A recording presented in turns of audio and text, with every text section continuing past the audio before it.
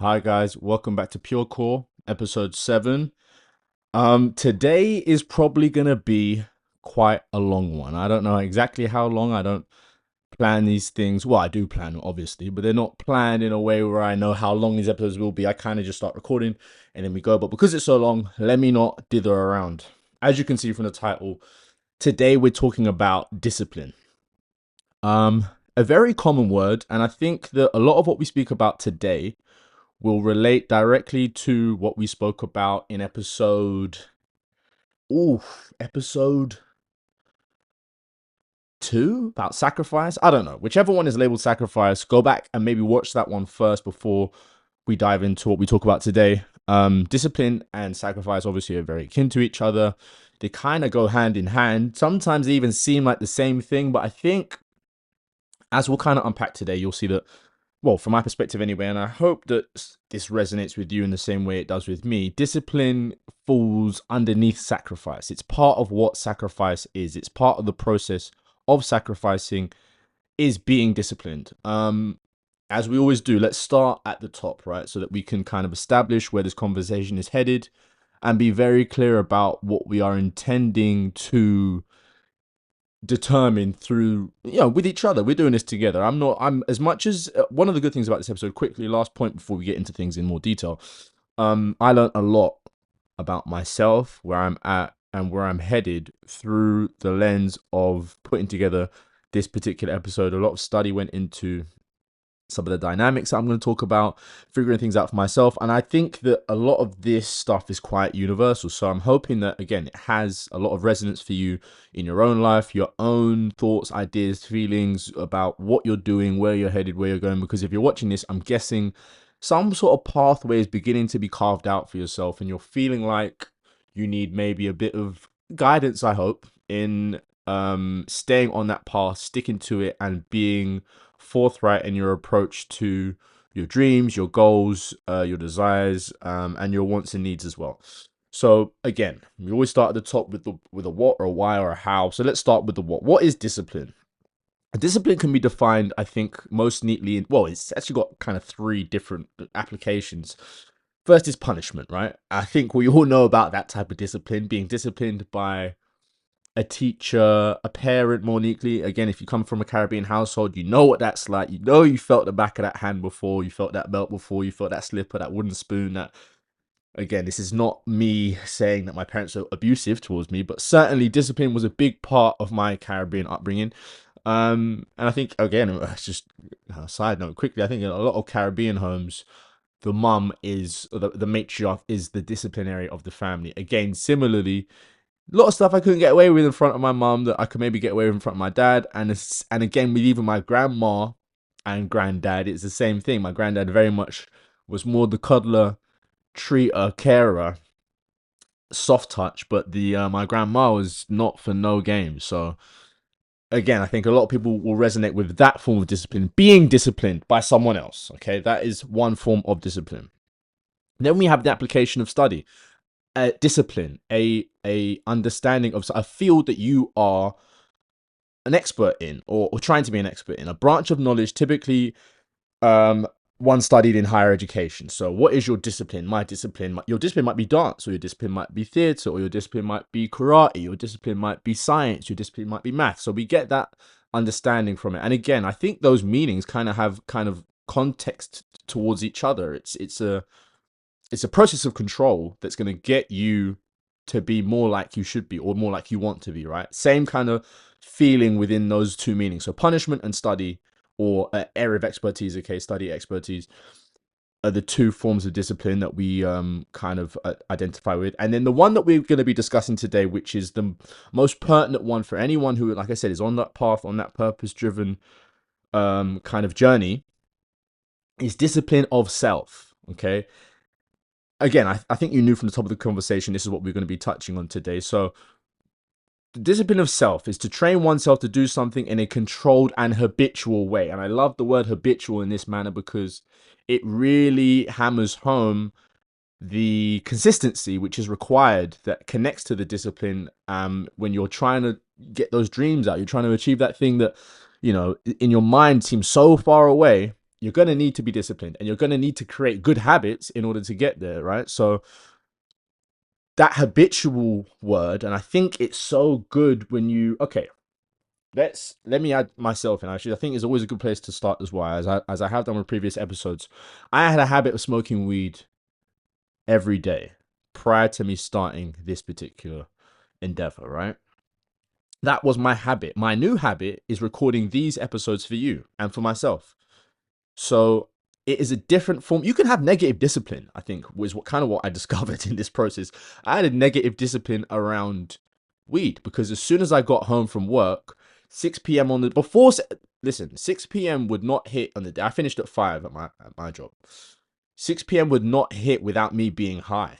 Okay, it never happened. For as long as I had this job, a lot of my jobs over a period of time, but most recently, my latest job in the latest kind of period of life of growth, of gaining understanding, I could not hit 6 p.m. without being high. And that is a certain level of discipline towards weed, a habit. Okay, discipline and habit kind of go hand in hand. You can have positive ones, you can have negative ones. We all want to create positive habits, positive forms of discipline that fortify us towards our goals, our dreams, our endeavors, the journey, the path, the purpose, right? And to tie this back to the episode about sacrifice, I would say the two connect in this way. So if sacrifice is the door through which you must go to attain your dreams, discipline is indeed the key to unlocking it. Okay. Again, it sounds convoluted. Maybe I overwrite sometimes. I certainly could be guilty of that. But I think the reality is you can really understand what I'm talking about with that statement. And I'll say it again. If sacrifice is the door through which you must go to attain your dreams, discipline is indeed the key to unlocking it. And why do we say that? Okay, let's start with the negative habit that I had. Okay. The reinforcement of your negative habit is going to create certain new aspects to your personality. Okay. If you smoke a lot, you'll become more lazy. Okay. And it's not to say that smoking makes you lazy, but the knock on effect habitually over time reinforced is going to create laziness. It's going to create stagnation, as it did for me. Not everyone is afflicted by that. Some people can smoke and get their stuff done, and it's not to say that the weed is all. It's always up here, right? The real issue is always up here. It's never to do with the external stimuli that you think is causing some of your behaviors. It's always what's going on between your ears. Certainly, the effects of those stimuli can overpower your ability to control your behavior, and I think that's what happens a lot of time with these negative habits. Is you get overrun. Basically, it's like trying to fight a force that is just way greater than yourself, and you're the one who's you're the one who's applying this force to yourself. The application is done internally by you, but at the same time, you're the same person who can stop it, who can flip it on its head. So if we flip that on its head to the positive habits, positive discipline now, I'll ask the question to you so you can think about it. If you create positive discipline, positive habits, what do you think the outcome is going to be? What do you think might happen if you create some positive habits, some positive discipline in your life? What's going to be the overriding result for you in that way? And I'm not even going to answer that question. You think about what's going to happen if you put some positive habits that you don't currently have in place. Some positive discipline, positive habits. What will happen? So again, let's go back to that sentence. If sacrifice is the door through which you must go to attain your dreams, discipline is indeed the key, right? So we've established that 3 times now. I won't say it again. Maybe I'll put it in the caption, the description underneath, just so that you can copy and paste it somewhere if you need to. I think it can be a very strong way to remember the things you need to do to get to where you want to go. And the reason I say that, the reason I phrase it that way, with discipline being a key that will unlock a door, is because the sacrifice in terms of discipline is not a singular effort, which is the hardest thing about the process. It requires daily attention, daily focus, reinforcing these things over and over and over and over and over again to get to that next stage. And you are going to fall down. As we've said, we're not aiming for perfection here. We're shooting for it, certainly. We're shooting to be perfect. But due to the human nature, human body, the flesh is weak, we are going to fall short. Still not over this illness. Um, and so we can accept that, but we can't accept is not trying, right? So the sacrifice is not singular, not once, not twice, or even three times, but an internal acceptance of what you must undertake to get to your goals, right? And that needs to be done at the top, I think.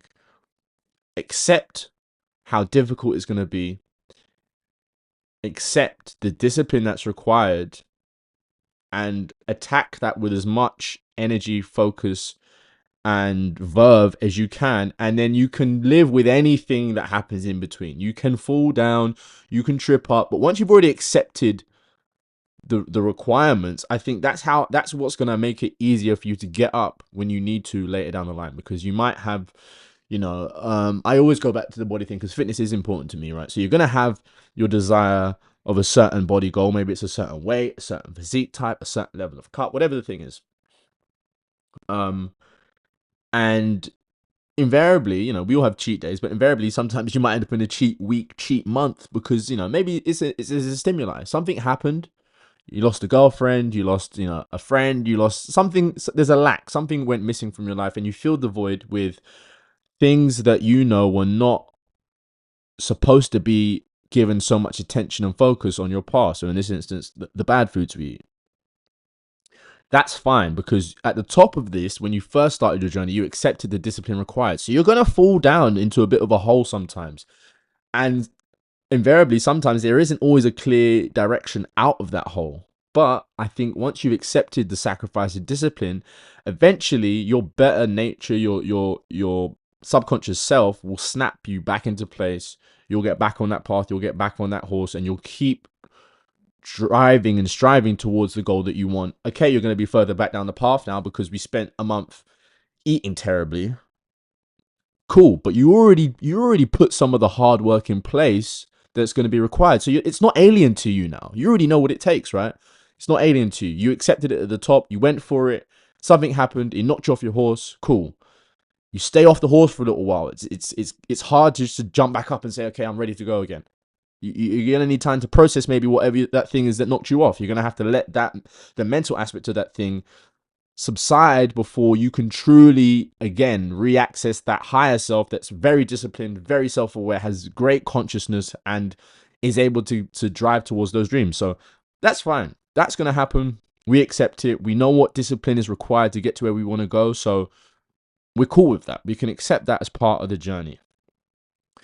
Um, And I guess that leads me on to my next point. So we're going to talk about now the fire aspect. And this usually, I think, is the very beginning, I think, for most things. Whenever you make the switch, you flick that switch and you say, okay, today's the day. No more of this. And I had that with weed. Like I said, one day I got up, I said, I don't really do. Weed's a good one. And maybe I'll go into it a bit. I didn't have this written down, but we'll go into this a little bit. It's like, it'll be the easiest example I can give you, right?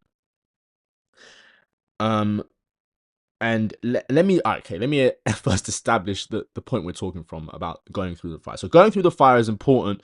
This is the test of your level of desire for the thing you say you want. Okay, you're saying, oh, I really want to do this, right? Maybe you're not saying it. Maybe you're just saying it in your head. You're saying, I really want to do this. I know I can do this. I have a skill for this. I believe that I'm supposed to be here with this, and you're really feeling that within your core, within your soul.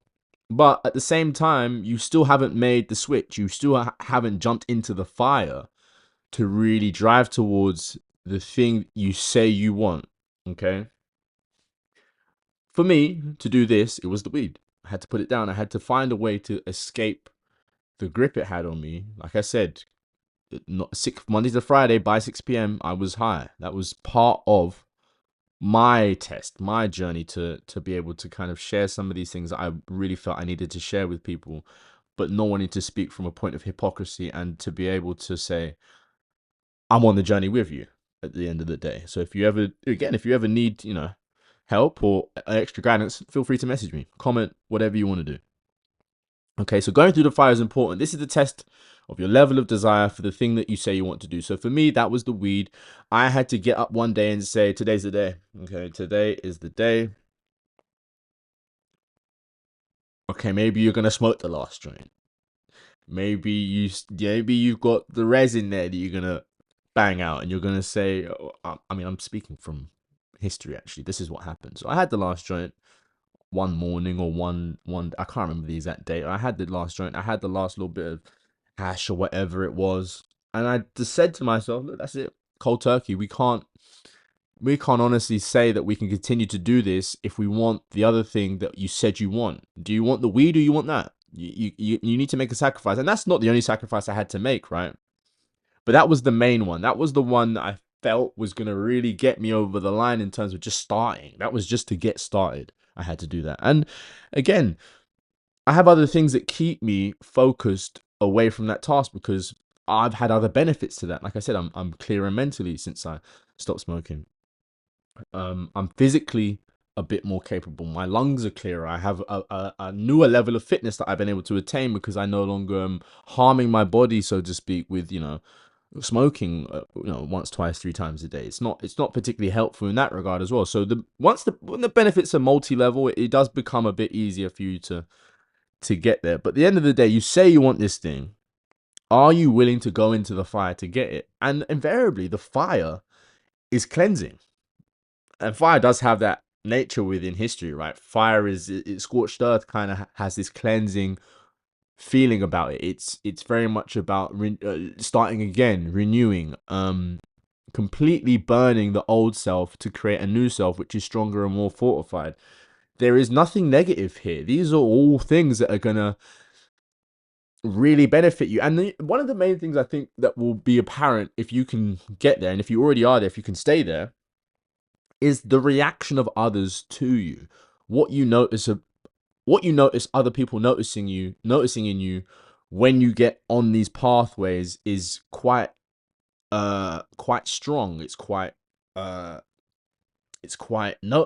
well, I think it's always best, right? Whenever you, again, I use the health and the weight loss analogy, right? When you start that journey and that first person says to you, "Oh, you're looking trimmer," and maybe you haven't noticed it for yourself yet. Maybe you don't weigh yourself, right? But that first person says, your face is looking a little trimmer, your arms or your stomach or whatever it is. You get that first little bit of recognition from external persons. That is the moment that reinforces the journey, and it keeps you on the horse, and it lets you know it was worth it. Okay, it lets you know, okay, I wasn't working in vain. Like, these things that I thought I needed to do that were going to get me there, they actually work. They actually are doing what someone told me they would, or what I thought they would. And once you get to that point, it becomes a lot easier for you to, I guess, be able to continue on the journey, to stay true to yourself and your purpose and your path, and really, in fact, double down. What else can I do that's going to, make this process maybe not quicker, but maybe it's going to make it harder, right? You're going to do something else which is going to make it more difficult, but that only fortifies you even more because you're now aware that the sacrifice, as I said, through discipline, it has powers that are beyond, I think, a lot of people's capability of recognition. And it's only once you enter into this space you really see the true value of some of these things. I have a weird analogy here, which I am going to share. I was going to leave it out, but I will share it. And it's to do with my mum, right? So my mum's Jamaican, as I said. And one of the things which always like bugged me out when I was a kid, she'd be like cooking, like, I don't know, she might be frying plantain or she's cooking something in a Dutch pot, a cast iron pot that's shit hot, right? There's oil in it. The oil is set at whatever temperature is set at, it's bubbling, and she's frying stuff. You may have seen this for yourself if you're from a Caribbean, African household, or if you're from other ethnic households, whatever your background is. You may have seen this in your own parents, or like a sewing finger or anything like that. But this is the description I have. So the Caribbean women in my life would just put their hand in that fire, and I always would look at that like, how have you just put your hand in that hot oil? You're taking it out, you dropped whatever it is on the kitchen, the plantain on the kitchen towel, and then you go back and pick up another piece, and before you know it, they picked out every piece, flicked the oil off, maybe not even dusted off the hands, and gone back to whatever they were doing. And to me, that was always like, how have you put? My hand can't go in. My hand can't even go above the fire. I can't even go above the fire, like close to it. It feels like it's in it as soon as I go near it. But my mom is able to just put her hands in it, have the oil, the boiling oil dripping from her fingers, as if nothing happens. And maybe sometimes you might even stir it a little bit. I'm like, how is this possible? And this is what we have to do with ourself, with our spirit.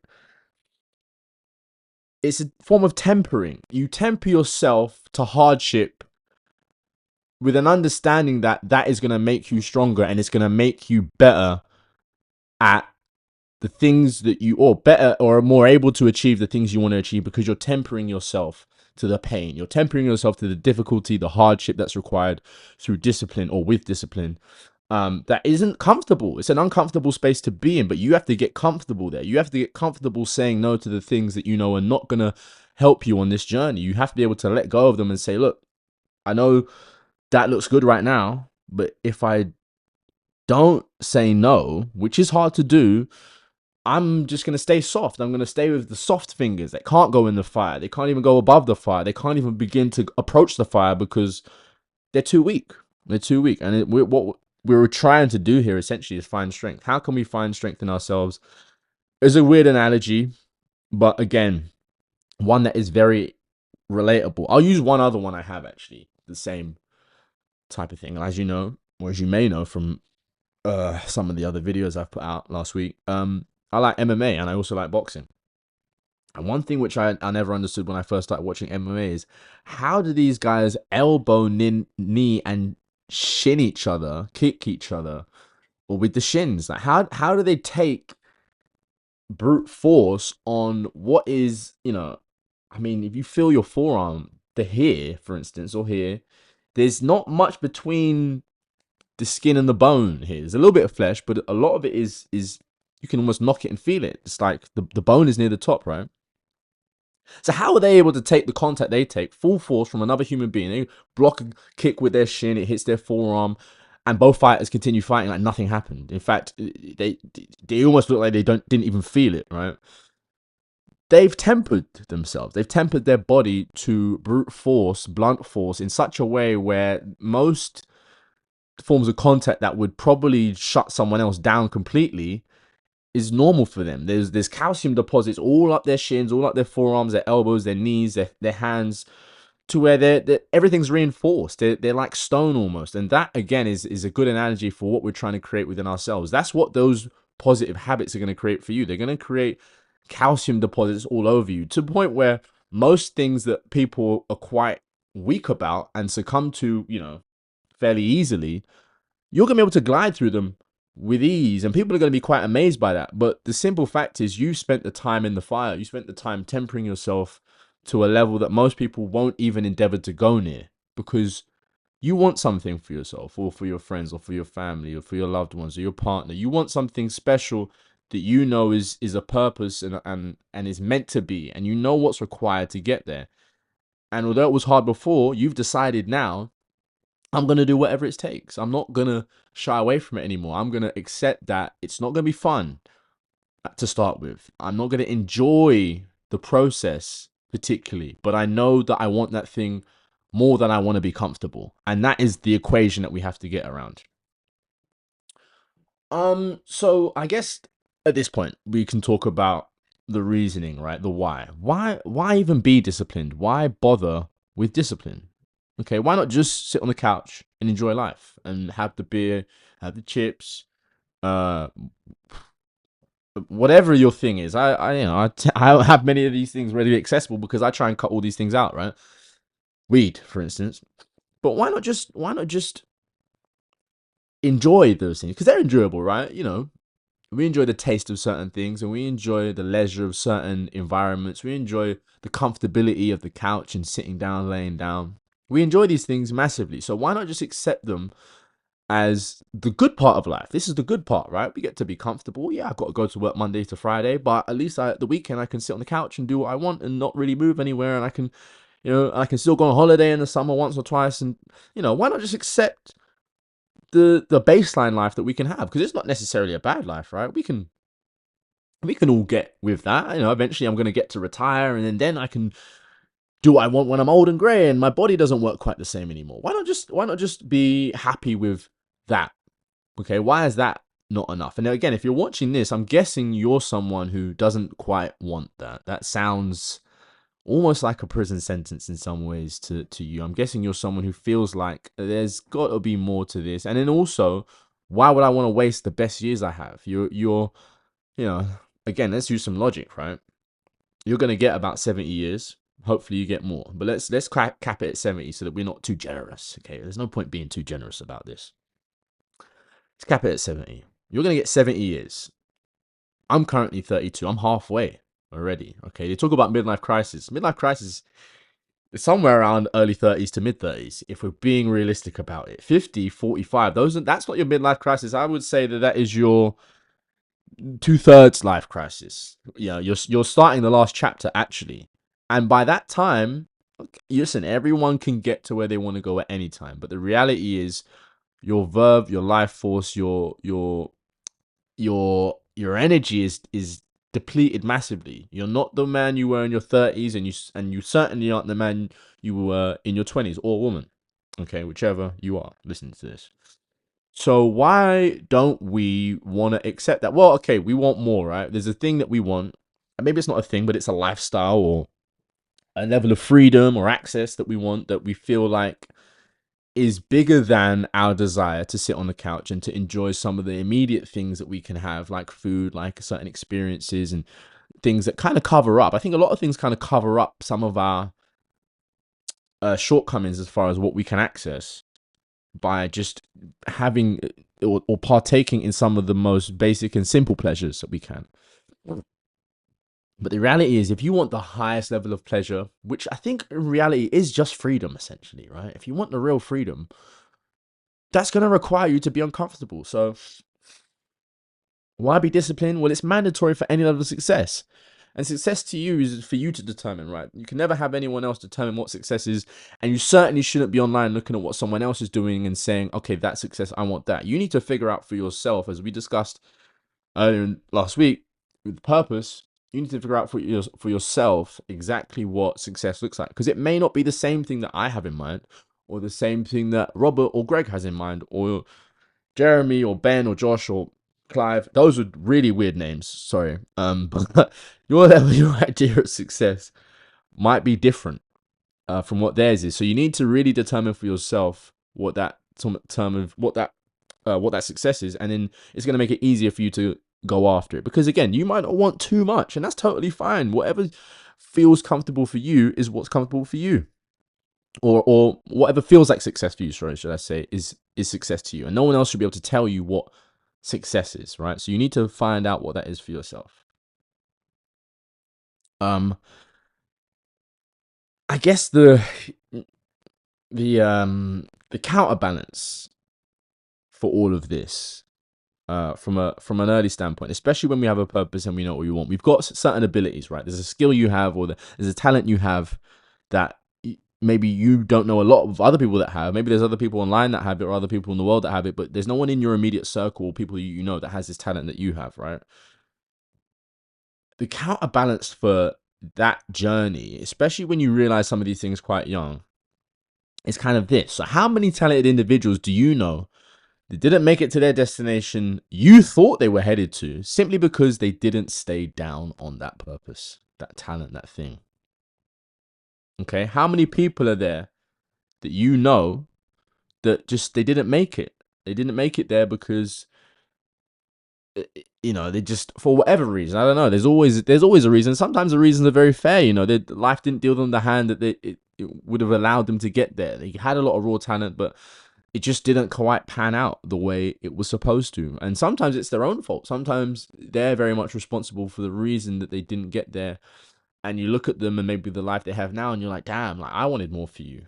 How comes you didn't want more for yourself? Like it almost hurts. You saw that ability, that specialness in them. They were different. They almost had an aura. They used to glow when you see them, right? But now it's probably a grey cloud over this person's head, because you knew what the heights could be from them, and they maybe were shooting for the stars, or maybe they weren't shooting for the stars, and you thought they should have been, and they were a bit complacent about what they could do and how good they were, and then ultimately they didn't end up anywhere near where you thought they were going to go, because in this instance we're talking about, they weren't disciplined, right? And in that regard, I would say We know talent is a blessing. Okay, talent is certainly a blessing, but it can be a curse.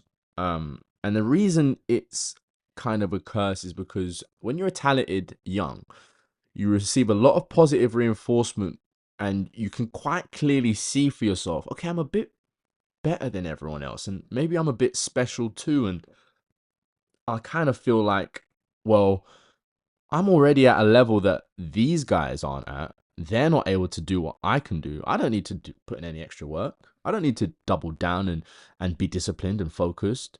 And I think a lot of the time when you look at very people who are very talented when they're young, they have a waywardness about them that it almost doesn't sit very well with you. You look at them, you're like, yeah, you're real special, but I know your attitude. It's like, and that is a lot to do with people, especially older people in your life when you're young and you're talented, giving you a lot of that praise. Instead of giving you maybe encouragement and guidance, they're giving you praise.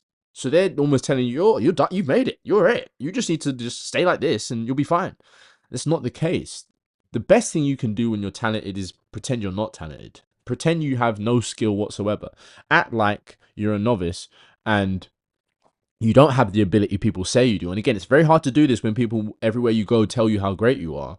But if you can do that, well, I think we can kind of, you can add that to the equation and just think about the capabilities of someone who is already talented and then has work ethic, discipline, and a desire to sacrifice on top of all of that. That's an unstoppable human being, right? So again, to circle the square on that point, talent can be a curse. You receive a lot of early reinforcement for your abilities and aren't necessarily pushed to improve or get better because you are naturally the best in class. Okay. And that is great. It's great to be best in class, but we have to pretend we're not. We've got to pretend that we aren't the best at what we do, and that there are many, many, many more levels. We want to put even more separation between us and the next person down. Okay. If everyone's telling you that you're here and everyone else is here, you need to try and get yourself all the way up here. We're probably off shot right now, but you need to put an even bigger gap between you and the next person, to the point where there isn't really much earth left for you to scratch or dig up in that respect. You have left no stone unturned, and you already started with great crazy talent anyway.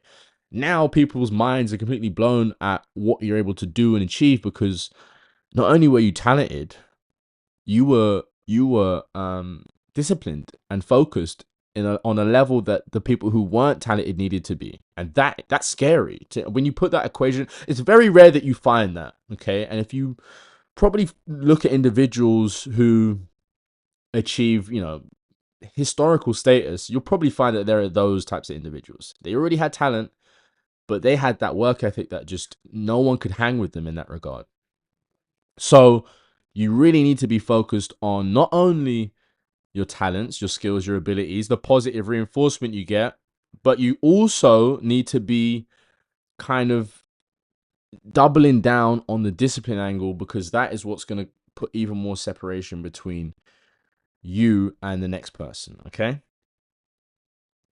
You know, and again, if you are talented and you put in a bit of work, but not that much work, you're going to find that people catch up to you as well. And then you arrive, a few years down the line, you're like, wow, I was way better than everyone else. And now I'm just with the pack. I'm the same as they are. And in fact, maybe might be one or two people who have even gone past me because I couldn't really put the time in where necessary. I wanted to kind of hang out with the friends and have fun and do this and do that and indulge in things that weren't really helping me get to where I needed to go, while everyone else was locking in trying to get to where I was. I was bringing myself down almost by not being focused. Okay. And that is the difference.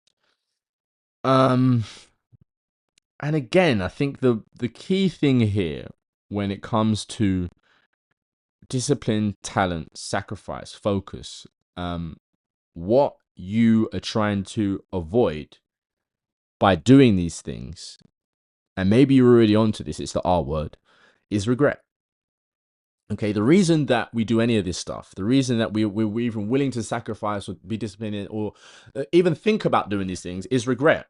Okay, regret is the main reason why we simply cannot allow ourselves to fall short in this regard, because regret is I think I don't know what I don't know if it's a mental condition. I don't know if it is, but to me, I almost want to speak about it like it is, because you will never escape regret. Okay, once regret sets in, it's a very hard thing, I think, for you to get around in a real sense. Regret is, I don't know, it's just if I think about the things I regret, it's haunting. Okay, and as long as I live, even if I get to a place where, I'm wildly more successful than I ever thought I would be, I think there's still going to be things in life from an early, adolescent, young man standpoint that I'll probably still regret. I'll probably still feel like, damn, if I had just done this earlier or given it more effort, it wouldn't have been so hard, right? You're still going to live with regret, even if you are successful sometimes. So imagine how much the regret is going to kill you when you aren't successful, when you never reach the dreams or even get close to the dreams that you had when you were coming up. That regret is going to really, really sting. Regret is corrosive, okay? It dwells heavily within your conscious mind, especially as you see other people's success, okay? Especially if their success is the thing that you wanted. Having to watch someone else live your dream out, especially if it was someone that you knew personally, is painful. That's a painful thing to have to go through, especially if you were the one who was more talented when you were growing up and maybe could have got there even easier than they did, but you didn't want to stay focused and work for it, or didn't know that you needed to. Sometimes that's just the case. You haven't got a guiding person, role model, sometimes a father figure who is able to keep you on track and get you to where you're supposed to be. That regret is going to set in at a certain point, and it's corrosive and it can't be seen. It's invisible. But again, it's there, and in a lot of ways, actually, I've written it here. It's most visible to those who love you, right? Your regret. It's most visible to those who love you through your actions and lack of care for the gifts you were given. Okay, so again, those people who complimented you and who said you were talented and thought that you were going to go to the moon with that skill that you had, that ability you had, they're going to look at you down the line. And again, their opinion isn't everything, but certainly I think there's an element of you that should have fulfilled what the promise you had, right? They're going to be able to see the regret in you. And they might not comment on it. They might not want to make you feel bad about what you should have been, but they're going to be able to see the results of your lack of hard work most neatly. They're going to be like, man. And we talk. People talk in this way. Like, I knew such and such, and he could do this, he could do that. Man, he was going to the top, and then what happened? They never got there. They never made it. And sometimes, again, it's not always their fault. Sometimes the circumstances just weren't set up for them to get there. But certainly, if nothing else, if the discipline had been there, the willingness to sacrifice had been there, then they would have got close to there. Maybe they wouldn't have gone all the way to the top, but they would have got close. And again, when you've seen that talent in someone and you've seen them kind of blow it, you get to see the regret. You can feel the regret is palpable. It's like, yeah, I know. I probably know what dreams you had when you were a kid because I know what talent you had. And maybe I didn't have those talents and you're still here with me. Okay, you were supposed to be gone, clear of here. You were supposed to make it out, go to the top, be world renowned, locally renowned, nationally renowned, and you didn't quite get there. And again, the reasoning can always be drawn back to discipline in some way or other, I think. And we kind of have to have that discipline for ourselves. It's hard when you're young because there's so many things attacking you, especially in the modern day. There's a lot that you have to get around to achieve true discipline. So, you can always be forgiven for that. It helps. And again, maybe this is another PSA within this piece. If you know someone who has that talent and that skill and that special ability, help them with the discipline. If you see them straying, put them on track. Don't allow them to ruin their own blessings, okay? Keep them on track, keep them focused. See if you can help them get there, okay? Because when they're on stage accepting the award, you're going to be the individual who they remember, the one who saw it in them and didn't want them to fail and wasn't willing to let them fail and kept them focused on that path, okay? And that's a very prominent position to be in. And this is kind of why I'm doing this, right? I want to help the people out there who have that skill, who have that special ability, stay down to the point where they look up again and they're at the top of the mountain. They're at the they're at the summit. They made it. They got there. It was as hard as it was, as many nights as they cried, as they were sleepless. It was all worth it in the end, because that special skill, that special ability is God given, and your job, your purpose on this planet is to use it to the best of your ability, and that's very important within this whole thing, right? And there's many things that will kind of determine, I think, where your discipline will take you. But I think the main thing that is required in order to get there is the effort. The effort is the main thing that is gonna, I think, separate you, because there's levels to discipline as well. You know, like I said, people have cheat days. Some people don't have cheat days. I have cheat days. Admittedly, I have cheat days. There's those days in the week where, I'll get in. Yeah, there used to be a pound, man. There used to be a pound, but I'll get in the now £1.25 crazy walkers. Sort it out, and you lowered the weight as well. But the £1.25 chili heat wave Doritos and the £1.25 bag of walkers that used to be 100 grams, they upped the price and lowered them down to 70 grams. I can't believe they did that. It's fucking criminal. But that bag is my cheat day, and I might buy two sometimes. But again, the next day I go back to being disciplined. I don't allow it to be a cycle. I have that moment of release, of break from what is a very disciplined and strategic lifestyle, and I allow myself to indulge a little bit, and then I get right back onto my effort towards my goal, right?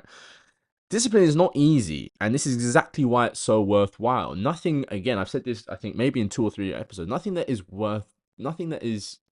worth doing or worthwhile is going to be easy. Those things are specifically hard because of the benefit of doing them, what the results will be. And you have to be more driven by the results than you are your own comfortability and ease of life. Okay, you want to get the easy period afterwards. Do the hard stuff first, so that the back end can be easy. That's where we're really trying to get to. Um, and this is really the secret that is it kind of invisible to most on their journey to their purpose and path, is that effort and that discipline and the worthwhile nature of it, because it's not seen. Okay. And this is a good example of it not being seen. How often do you hear someone talk about someone who has achieved greatness and now maybe has the trappings of a lifestyle which is born from hard work, and you hear them say, "Oh, parents probably had money. Oh no, he had it easy. He got this thing, and then that just blew him up. Or he knows so and so just bust him, and then he was able to get to where he wanted to go." There's no such thing as an overnight success, okay? And anyone who is an overnight success will tell you, or an overnight success, I say with air quotes, because it takes 1,000 nights, 10,000 nights, 10,000 hours to be an overnight success. It is very discrediting and rude and marginalizing, and just shows the ignorance sometimes to say all those things about someone who has achieved a certain status in life, when the reality is, to be successful at anything, the one thing you are going to have to do regardless is put in effort and time. It's very rare that you see someone with true talent, true ability, a skill, or an ability that is revered by many people, that didn't have to put in a ridiculous amount of time, effort, and energy to get there. And going through the fire to do that is very important to even have the success. And yeah, I guess to minimalize that and to make out like that's just nothing, is it kind of shows your ignorance to kind of what's required to get to these places. And maybe that's why you aren't on your journey yet, is because you're too caught up in thinking that it's impossible, as opposed to thinking about what's the first thing I need to do to start the journey to get there. And that is the difference, right? That is, I think, the difference between the few and the many. Okay, the few know that it's not gonna be hard. I'm not gonna enjoy parts of it, and sometimes it's gonna feel like I'm making no progress. But the reality is, if I just stay disciplined, something is gonna happen.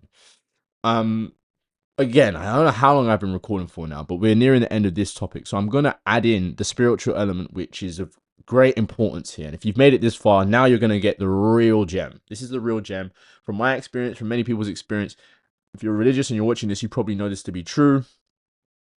The great thing about discipline, effort, sacrifice, all these things, is again, the difficulty, they're not easy. So most people don't do them. So then you're immediately separating yourself from the pack, right? You're saying, okay, I don't want what they have. I don't want to retire at 70 with, that bit of time left to live my life, because that retirement age is now going up as well. If you work a regular job, they're pushing that further and further back. In fact, now they're saying, no, work as long as you want. You want to be 90 and you want to work here, great, we'll have you. Crazy, right? So we don't want that, okay? And we've decided that we're willing to put in the work to get to where we want to go. We want to be disciplined. Cool. What's gonna happen when you start working really hard towards that goal is God is going to see the effort you're putting in, and he's going to meet you halfway. He's going to match whatever you do. He's going to say to you, okay, you're giving 50%, here's the other 50%. Here's the blessing, here's the grace, here's the kind of, this is we do faith and logic, right? The logic is you need to work hard. The faith is God will meet you halfway. He absolutely will meet you halfway, and there's no doubt about it. If you have enough faith in yourself, he'll put the other 50% in for you. And before you know it, geez, who knows where you are at that point? It's quite astounding once you start. But it is absolutely imperative that you put in your 50% first. He's not going to chuck in his 50 first. Hell no. Why should he? What have you done to deserve that? You need to put in your 50% first. Once you put in your 50%, his 50%, which is, in fact, actually the more important 50%, right? His 50% is way greater than the 50% you can put in, because he can do things that you never dreamed could even be possible. Once you put in your 50% and he adds in his 50% on top, and maybe it's not even that, maybe you've only put in 30%. He's saying to you, and this is what happened to me. I'm speaking, I won't give you my experience because I think it won't necessarily make sense for everyone, and it's very much my testimony, right? But once I decided to put in my 30%, God said to me, all right, here's 35. So I'm actually raising you. I'll raise you on your 30, here's 35, or here's 40. And that is where you start to see the majesty and the grace come into play in a way that, again, is beyond human comprehension entirely. And that, again, is sometimes what creates faith for people, is what drives you to really understand and believe what God is, because you start to realize this could never have happened on its own or by myself. I could never have done this thing. Something else had to be at play here for me to get to this point.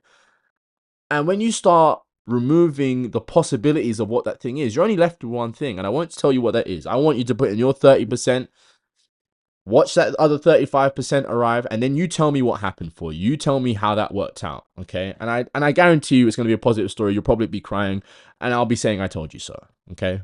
Not that I'm one who likes to say that, but, it is what it is. We're at the end.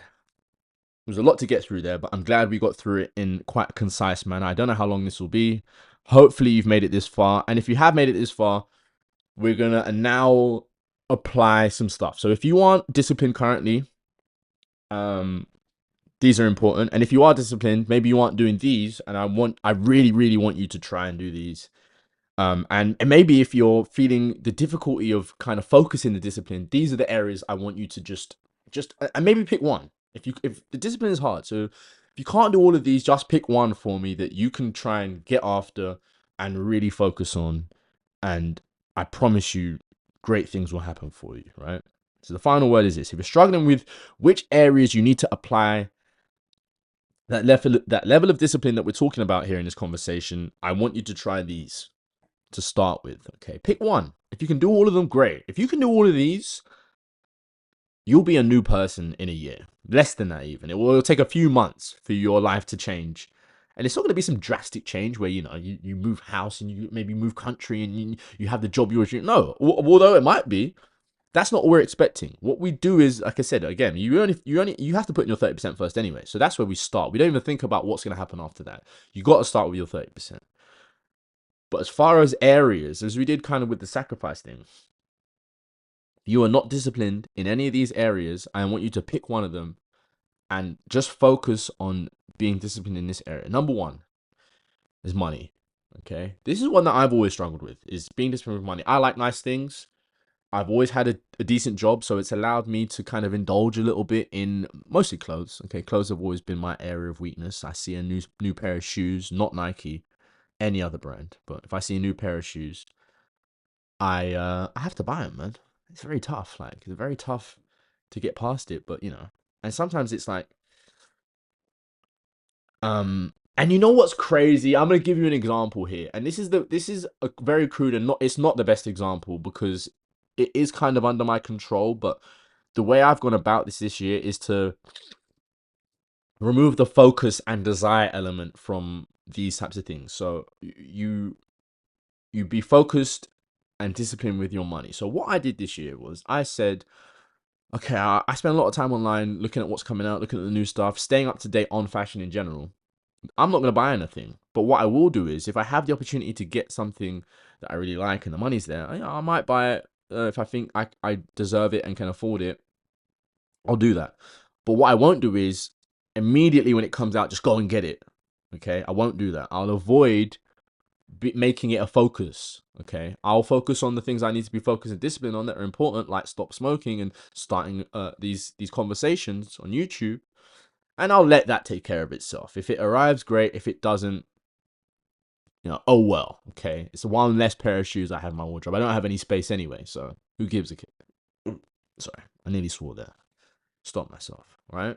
So I said to myself, we will not focus on buying these things. Lo and behold, everything that I've really liked this year from a fashion standpoint, best believe it's in my room over there. Okay, it's in that room. I didn't focus on buying it, and it's previous years where it's all I focused on, and I haven't got any of it, right? But because I've removed my focus on these things, they just arrive. I look at something online. Oh, that's a nice bag. Yeah, I kind of like that bag. Like, yeah, maybe I'd get that. Maybe. Like, we'll see. But I've got other things to focus on. Other things that my money is more importantly needed towards. Right. So I remove my focus from it. I admire it. I appreciate it, and I forget about it almost. But lo and behold, every time that thing has arrived, it doesn't matter whether it's a shoe, a bag, a t-shirt, and the nature in which it arrives, if I had to go through and describe it, it's not of a nature of me just going out and purchasing it. It's always been through some weird serendipitous, fortuitous nature that it arrives, or I get it for free.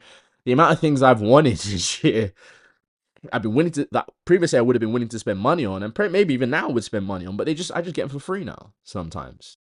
And it's just fortune, and it's the nature of putting in your 30% that creates this goodwill, this good fortune. What it is that provides that, I'm gonna let you determine for yourself, but I know what I believe it is, right? So number one area to apply discipline: money. Can you be disciplined with your money? Maybe you already have a lot of money and you have a lot of spare money, but if you could be more disciplined, maybe you can start being more generous as well. You could, if you apply even more discipline now, you can actually help people who need it. Not only can you, if you have a lot of money, and I'll tell you this from my own angle, if someone dropped, if I won the lottery, let's say I win the Euro Millions tomorrow, that wouldn't be my money. That's gonna be everyone's money. I'm gonna be doing crazy stuff like going to Asda, locking the doors and paying for everyone's shopping, and just throwing it away basically, and throwing it away in the sense that most people would say, because that's yours. You need to no. That's gonna be everyone's money. There's no reason that I need to hoard the money for myself. If you win 80 million on the Euro Millions, you telling me that you're really not going to share that daily? I'm not talking about doing one big, little charity thing a year. You should be looking to give as much of that away as you can every day. That should be your new purpose if you win the lottery. And I guarantee you, if you do that, you're going to get better at keeping the money also as well. These things just, they play into each other. You have to give a little to get a little. That's the life I think everyone needs to be living. Okay, so money, we've moved that. Trying to apply some discipline there. I'm extending this even further than I need to at this point. Second one that I want to discuss is food. Okay. Food is tied to, again, that physique thing, that body you want, the idea of self that you have in your mind. That when you look in your mind's eye, okay, I want to be this size, and I want to be able to maybe do this athletically, or I want to be able to indulge more in this hobby that I like, which would be easier if I was able to remove some of this weight. Everyone knows. Listen, there's one mode or grade of food which sits on the body. Okay, if you have a certain amount of active lifestyle, if you're at least walk around or do some calorie burning movement, there's only one type of food which sits on the body. So it's very easy to just say, okay, I'll stop. I'll remove one of those. I'll stop eating rice, or I'll stop eating pasta, or I'll stop eating bread, or I'll stop eating fried foods, or I'll stop eating flour-based stuff. If you can just say to yourself, okay, I'll take one of those out, again, you'll see the difference. You can come and tell me about it if you want, but it might not even be necessary. You might be so happy with the results that you just end up in a new mode of life that is just somewhere, again, you never thought you would be. And it imbues you with more strength and power to be more disciplined in other areas, or even more disciplined about food. The next one that we want to be disciplined with, try this, is time. Okay, what can you do with your time differently that is going to help you get towards your goals? Okay, can we spend less time on the couch? Can we spend more time in the gym? Can we spend more time learning? Can we spend more time training? And the answer is always yes. Okay, no one's asking you to kill yourself and to only focus on doing hard things and like not allow yourself any freedom or enjoyment of life. No, you certainly can, but a lot of us are doing too much of that. Okay, how can we use the time better to move ourselves towards where we want to be? Okay, and the last one I have here is energy/effort. Can you be more disciplined? Maybe you're already on the path. Now, this one I think is for people who are probably already on the path, but if you're already on the path, can you be more disciplined with the effort and energy that you put in? Okay, it's enough to say, okay, I'll do it, but I'll do it later. If you do it now, later becomes whatever you want it to be. Okay, and that is the beauty of discipline. So, can we be more disciplined with the energy and effort that we want to use so that we end up with extra? And this relates quite heavily to time, right?